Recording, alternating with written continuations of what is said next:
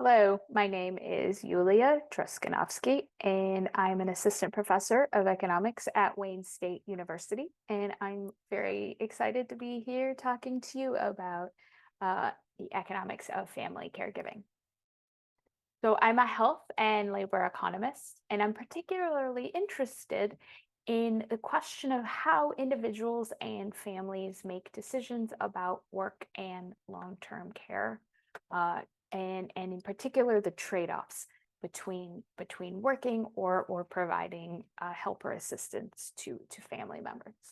And so, some examples of the types of research questions that I think about are what are the impacts of caregiving for family members on labor supply, and how do they differ by demographic characteristics such as gender or age? And also thinking about how do labor market outcomes like employment drive the decision to take on a caregiving role or to become a caregiver. So I'll tell you a little bit about what I've learned about both of those questions. But first, I want to take a step back and think a little bit about where family care fits in to the long-term care landscape. So, of course, long-term care in the U.S. is very expensive. It accounts for 10% of all health expenditures across all ages. And there's a number of different ways to get paid long-term care. All of them, they range in price, but all of them are quite expensive. So, of course, this includes nursing homes, paid care inside the home, or some combination of those. And as I said, they're all quite expensive options. And thinking about these costs and health expenditures, of course, one thing that we're missing in this number is family care, which has its own costs. And family care is hard to quantify, but it accounts for more than half of all long-term care provided in the US, and about 80% of older adults who have care needs rely on or get some sort of assistance that is unpaid from friends or family members. So let's define family care a little bit more specifically. This is broadly referred to as unpaid care. It's usually provided by most commonly spouses or children, could be other family members, grandchildren, siblings, as well as other friends or neighbors who don't have a legal or a filial relationship, but who nevertheless provide unpaid care. This is, as I suggested, the most common form of long-term care received by older adults and people with disabilities in the US. And for a long time, family care was ignored by economists, was not really thought about by economists. That is changing.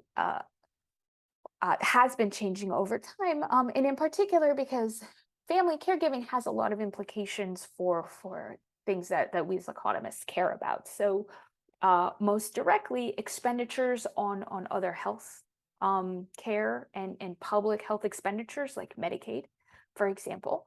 It has direct implications for the health and well-being of care recipients, but also caregivers. And there's a body of research that thinks about the health impacts of family caregiving.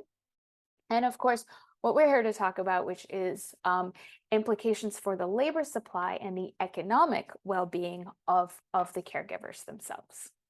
So how do we think about pricing family care? How do we think about the costs of family care? Well, take a step back. First, we have to think about who are family caregivers.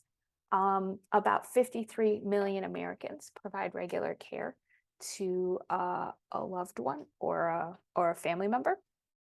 Um, and this caregiving role has become increasingly complex. So it includes help with chores, meal preparations, getting in and out of bed, but also 6 out of 10 family caregivers say that they regularly perform medical or nursing tasks. Now, this can include helping somebody inject insulin or changing a catheter.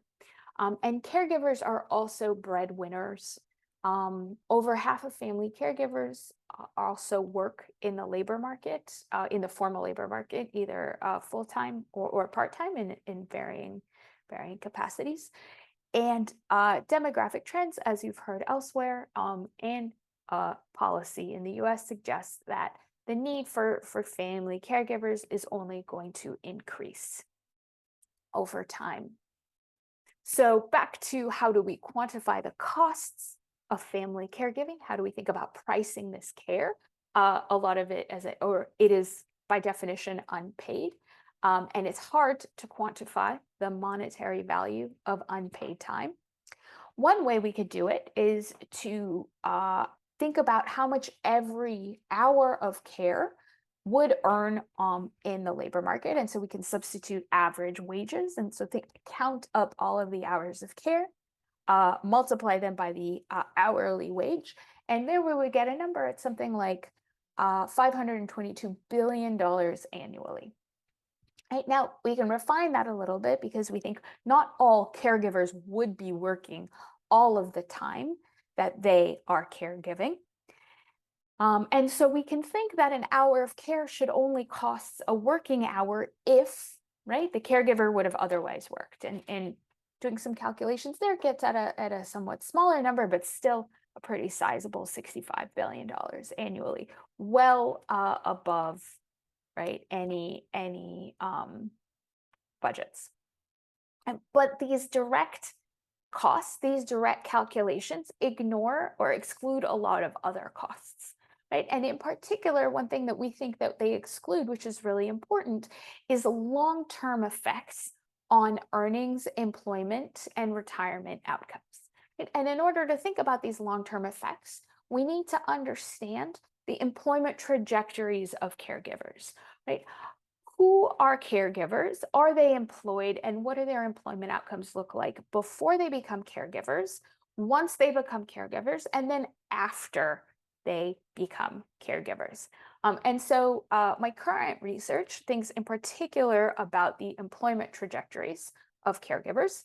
And so I will show you some results here. So again, here we're trying to think about the employment trajectories of caregivers, and I'm showing you this up to 16 years before and 10 years after the start of a caregiving spell. So this is an average employment trajectory for a caregiver in solid red. For a matched comparison group in this dashed red, and for the population average in this dashed gray. And so there's a number of things I want to bring your attention to here. So the first is that quite a few caregivers are employed in the year before they start caregiving. So the year before they start caregiving here is designated by this vertical dashed gray line. And so here I'm showing you we have 16 years before the start of a caregiving spell and 10 years after. And so the solid red line suggests that 68% of caregivers are working before they take on this caregiving role, and that the likelihood of caregiving falls immediately and sharply in the first and second year after caregiving starts. And many caregivers never return to the labor market. So this red line never catches up to this comparison group dashed red line. The other thing I want to highlight is that it looks like many future caregivers actually reduce their employment before they start caregivers. So in the 3 or so years before caregiving starts, you can see already that the likelihood of employment in the caregiver group falls relative to the control groups, which suggests that caregivers are anticipating potentially future needs and changing their employment, or there are some precipitating shocks to their employment that then push them into caregiving. Right? So we can look at these trajectories separately by gender. So we can have women on the left hand side here and men on the right hand side. And the picture for women looks very similar. You can see this sharp decrease in the likelihood of employment. This is about a 5% drop in employment in the year that caregiving starts. And women never return to their pre-caregiving uh, rates. Men have somewhat different trajectories. So men's employment starts to decrease significantly well before they become caregivers. So you can see this drop in employment happens about 6 years before they become caregivers. And that suggests that for men, there are some precipitating economic shocks, perhaps a job loss, that push them off of their kind of previous employment trajectories and into this caregiving role, right? And so this raises the question of how do economic factors determine who becomes a caregiver, right? Because there are substitutes for family care that exist, both formal care options and other family members. Okay, so there must be some decision process, some set of incentives, some set of conditions that determine who becomes a caregiver and which caregiving option do families select, right? And so one potential candidate for determining who becomes a caregiver is employment opportunities. And so in other research, we've looked at how does family caregiving respond to economic conditions. So the availability of other of jobs. And we found in that research that family care is largely counter-cyclical, which means that the likelihood that people take on caregiving decreases in periods of economic expansion when the economy is doing well and other jobs are available.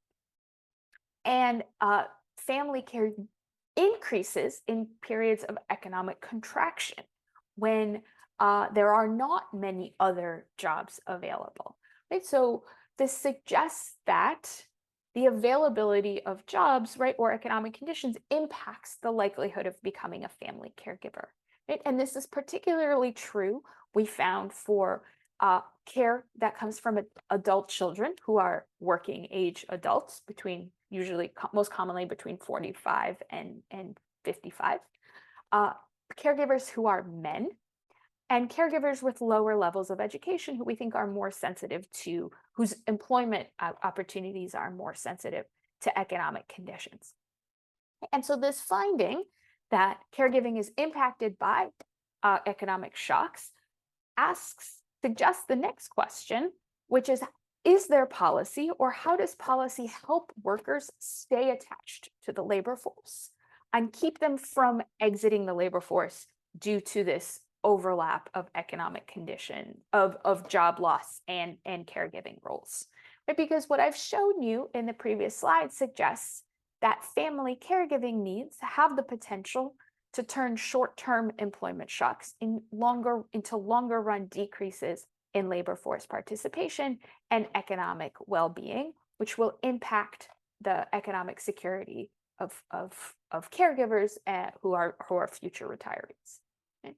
And so what I've found in ongoing work is that more generous unemployment insurance benefits reduces the likelihood that a caregiver, as somebody who's recently lost their job, takes on a caregiving role, suggesting that income replacement or income security may make it easier for families with caregiving needs to hire a professional caregiver or continue paying an existing one, right? Which allows workers to remain attached to the labor force. Okay? So economic conditions, income security is one of the many determinants of who becomes a caregiver, who selects into the caregiving role.